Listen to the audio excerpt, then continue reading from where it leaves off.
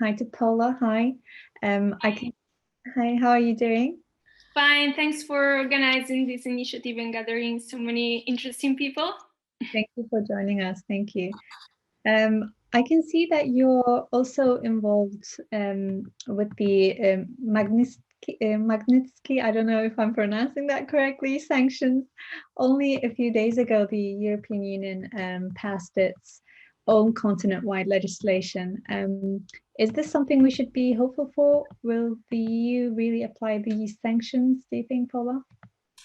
Yes, so yeah, I'm personally and professionally very much involved in the campaign for the adoption of Magnitsky sanctions, not only in the EU but also in other national parliaments and overseas, like Australia right now is actually considering to adopt such a legislation on the basis of the US one.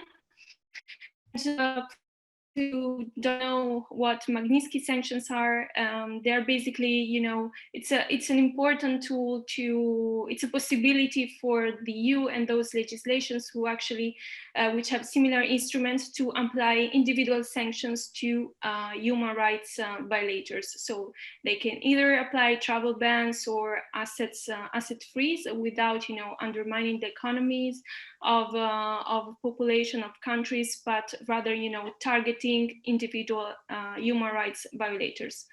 And I think this campaign is actually very important because it's very universal. I mean, all human rights defenders actually I saw that I actually experienced myself, during the carrying out of this campaign, that many human rights defenders from different countries, from Venezuela, from Russia, from Kazakhstan or China, they really support this initiative because it really helps them, to overcome this sense of lack of impunity, in their country towards, gross human rights violations that usually in these authoritarian countries are systematic.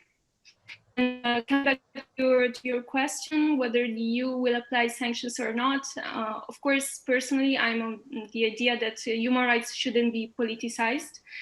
But, Magnitsky sanctions are very pragmatic foreign policy tools. So basically every legislation and even the EU can adapt, these sanctions according to their foreign policy agenda.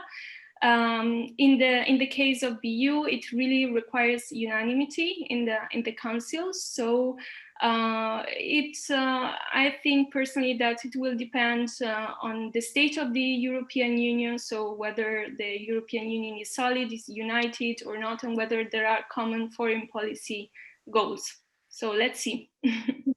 Fingers crossed. Thank you.